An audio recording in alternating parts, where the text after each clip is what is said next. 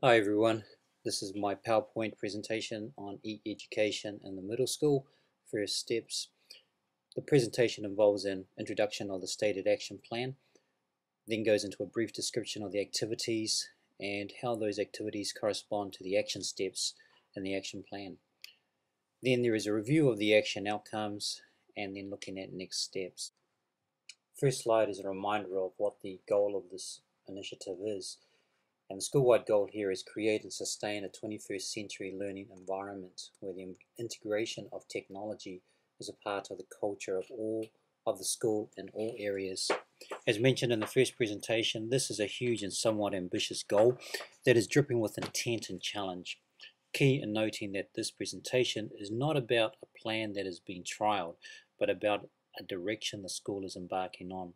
So this is an ongoing initiative which the middle school has formally commenced. This next slide shows the 6 steps of the action plan, and basically they involve teachers learning how to use the Mac OS applications, being able to identify relevant web tools, there to be policy to determine the practice for one-to-one laptop rollout, integrating technology in the curriculum, being able to support leadership and teacher capacity in this initiative, and building student capacity in ICT use. However, as these have been pertinent to the adoption of the school, once the school year started, it became evident that this was a leaky action plan due to technical support being insufficient to meet the need. Technical support was present, willing, but lacked expertise, direction, time, and in some cases resources to meet what was supposed to be an easy transfer over to using Mac laptops for teachers. Essentially, this means a shift in perspective to what was previously planned. A shift in perspective essentially has meant that what was first considered to be vital in starting off the initiative, having school leadership and vision, having the middle school action plan and so forth, actually gets turned upside down where constraints, possible changes and other considerations become important. And this is pragmatic by nature because while action plans and vision and leadership are important, unless we deal with constraints, development and growth in other areas would be stunted. A bit like the analogy of trying to teach a hungry student to read, you're better off dealing with the basic need of having something to eat. And so here, this is a realignment which has led to other areas being considered alongside the action steps. With this realignment of what is important at this stage of the action plan, we see that while there has been development and building leadership capacity, support of strategic planning and establishing a problem-solving process and communicating and trying to define the role of e-education in the middle school, what is foremost in the mind of faculty are what can I print? Does the beam projector work? How do I access files on the school server? How do I save them for my students? And it's not because they cannot do these things, but the shift in how we connect through the OS application OS platform has meant that things have changed. This doesn't render the action steps invalid, rather it means that attention to the constraints is required. And so the next slide shows what activities have been initiated since the beginning of the school 10 weeks ago and how they align to the 6 action steps, which actually become 7 as there is another one added. Here you can see how the activities align with the action steps, and Mac OS application training is primarily for teachers, doesn't necessarily involve identifying relevant Web 2.0 and 3.0 tools, whereas understanding strategic planning is really about how well are we planning between the two departments, middle school and technology, and there are some issues there. The technology director would like to promote 21st century learning as the basis why we are incorporating technology and ICT into the curriculum. So there is some connect there with number 4. There's still the need to develop leadership and collaboration, and at this stage with the middle school principal and the director of technology holding a somewhat different perspective to how things should be approached, there is need for collaboration to bring about consensus and agreement. There's ongoing support for teacher interest, and areas that they would like to see integrated into their school, into their lessons, like the use of VoiceThread, being able to use the Mimeo, which is an interactive whiteboard without the whiteboard, teachers embarking in professional development through attendance to workshops and conferences and the like. The actual building of student capacity in ICT hasn't really taken off, though that doesn't mean it's not happening. It just hasn't been intentionally mapped out.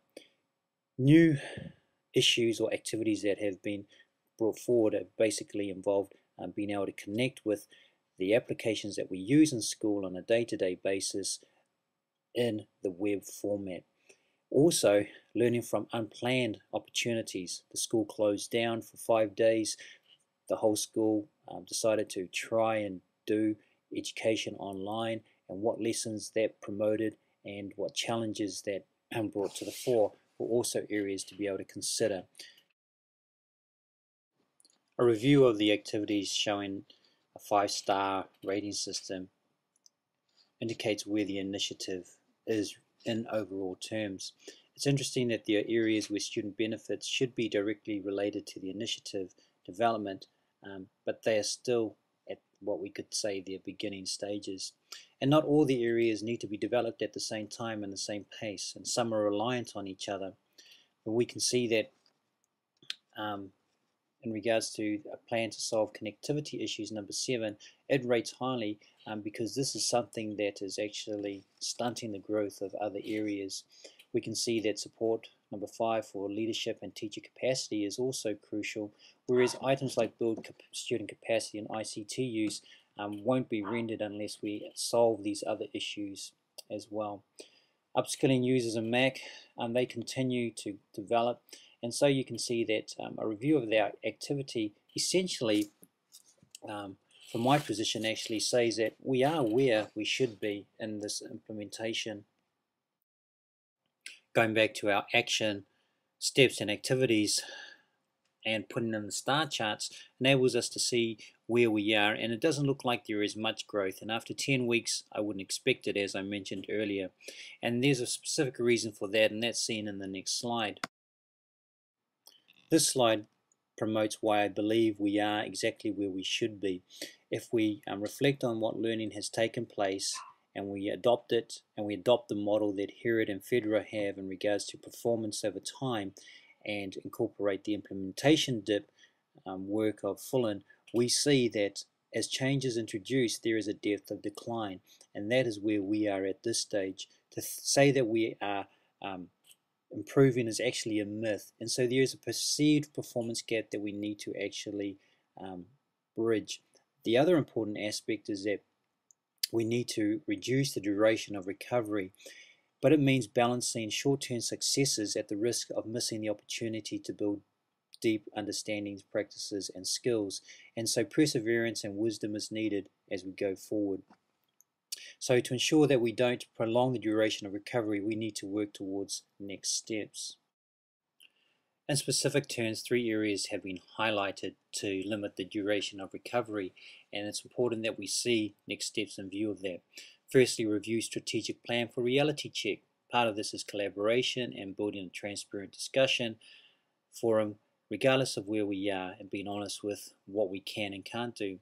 Second part, deal with constraints. And these are connectivity and, again, leadership alignment between the technology and middle school department, and enable space for teachers to be able to work and ensure time is used wisely. And lastly, continue to support teacher initiatives. This is where the connection between tools used and student benefits should be found as teachers work with this. So essentially that is where I am at with the action plan and where we go, and I'm looking forward to seeing it progress as time goes by.